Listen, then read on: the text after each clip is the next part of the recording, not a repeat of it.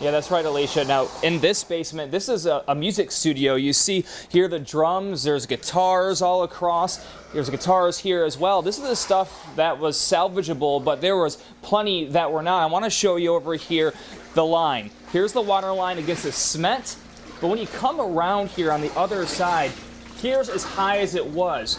And now also you see the guys pumping out right now. These are the guys from Anaconda Drain.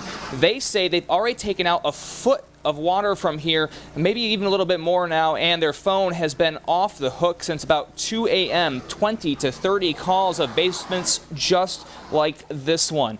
Now the homeowner's describing what he's going to do now that the water may have caused as much as $20,000 in damage to his instruments and his home.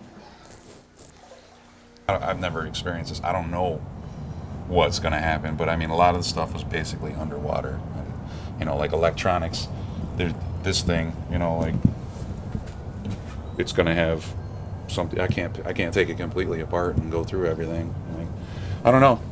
All I can do is like, I can't put it in a bed of rice, you know. Yeah.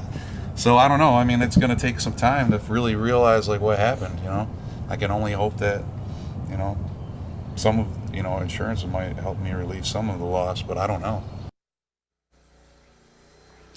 You're looking at some of the power cords that are down here to give you an idea if this wasn't cut off, some of the danger that this kind of flooding poses. Now, the guys that are pumping this stuff out, they stress to be patient. This is an unusual event, and there's only a handful of people in the area that are specially trained for something like this. They say they will eventually get to you. Reporting live in Taylor, Brian Abel, 7 Action News.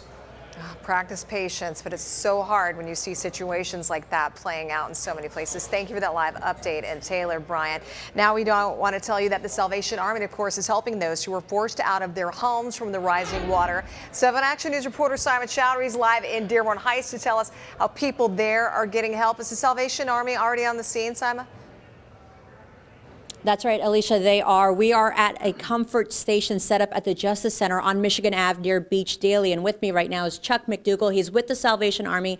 So you guys are ready to help folks that are coming in. We've been hearing some folks are getting rescued right now, and they're on their way here right now. That's right. We're here set up right now. We've got basically right now we've just got some snacks and hydration for anybody that shows up. We've also got people here that are trained in emotional spiritual care, you know, because sometimes people just want a sounding board, somebody they can talk to. So we've got people that are trained in that will be here as well. Now, Chuck, you've dealt with emergency disasters before. What is going through these residents' minds right now? Well, the big thing is, where do I go and what do I do? You know, when all of a sudden you're standing in waist-high water or something like that, you don't know where to go. So it's good to have this right here, that this is a starting point.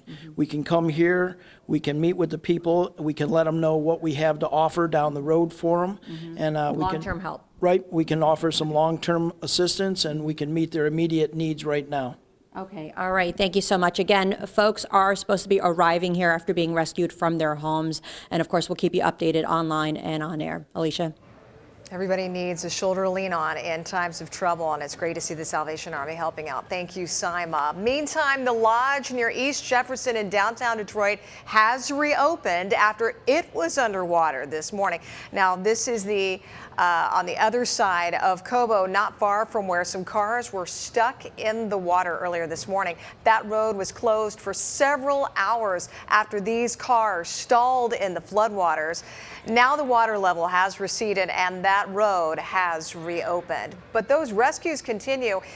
Concern, of course, about the forecast today. Chopper 7 flying over Detroit's east side right now.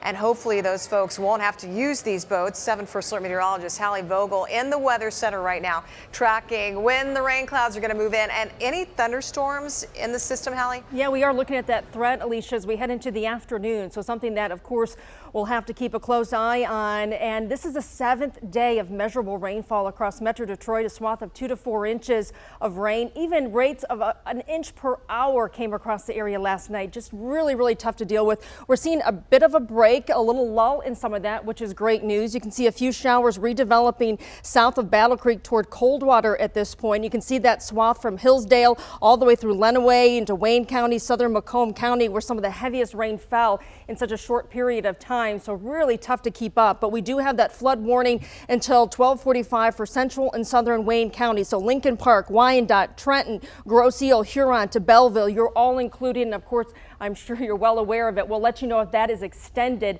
but it goes until 12:45. What has extended the Rouge River flooding near Dearborn Heights until 2 p.m. Thursday, or at least until that water recedes, and then also the Clinton River under a flood warning near Sterling Heights, and that goes until 11 p.m. tonight. All across the lakeshore, the advisory stretching all across the Lake Huron, Lake St. Clair, and also down into Lake Erie. Those lakeshore flood advisories go until 4 p.m. and we are looking at that threat after 2 for a few scattered storms. There is much more rain on the way. Before we even get to the weekend, I'll have more ahead. All right, thank you very much, Hallie. We'll be ready for it. We're covering all the angles on the massive flooding all day long here on 7 Action News and, of course, on WXYZ.com. And you can also stay up to date with our WXYZ 7 Action News mobile app. You can sign up for push alerts to know the moment we get any new weather-related watches or warnings, as well as road closures or flooding updates. We turn now to the courtroom. A Detroit police corporal who was caught on camera punching a woman with mental health issues was handed his sentence today. Dwayne Jones was found guilty back in March on a single count of assault and battery. Today, a judge lightened up on his sentence, only giving him probation, community service, anger management classes, and some small fines. The judge says after watching the video, it was apparent that the officer did not appear to injure the woman. I watched him strike her multiple times. He didn't even rock her. She wasn't moved. She continued to shout, spit, threaten Corporal Jones and others there. And while we don't necessarily... It is not clear what Jones's future holds, though, with the Detroit Police Department. Still ahead, an Amber Alert canceled, the latest on the girl police were looking for. Also next at noon, an update on our breaking story on that massive flooding. Right now, Chopper 7 flying over Detroit's east side, and we'll have the latest for you on that coming up. You're watching 7 Action News at noon.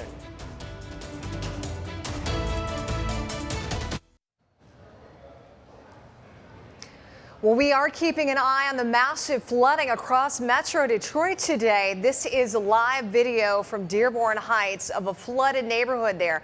Mayor Mike Duggan is set to hold a news conference at 1 o'clock this afternoon to discuss plans to help residents who are dealing with this flooding. But look at that, a couple of folks out with the kayak because their street is now a river. We're told that volunteers will also be filling sandbags to try to keep the floodwaters at bay.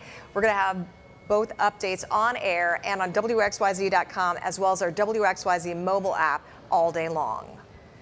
Meantime, the Amber Alert for a missing 13-year-old girl from the Kalamazoo area has been lifted. Callista K. Rose has been found safe.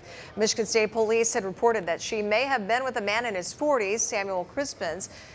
If you do see him, you are still asked to call 911 immediately. Back to that breaking news of the massive flooding all over Metro Detroit. 7 First Alert meteorologist Hallie Vogel will have more on the rain heading our way and what that can mean for people already dealing with disaster. First, let's find out what's happening on Strahan and Sarah after our show. Hey, guys. Hey, Alicia. Today on Strahan and Sarah, we've got a very special guest co-host. Michael Simon is here. Plus, Real Housewives Dorit Kemsley. And a special salute to Mean Girls. Check it all out right here after Action News at noon. And it's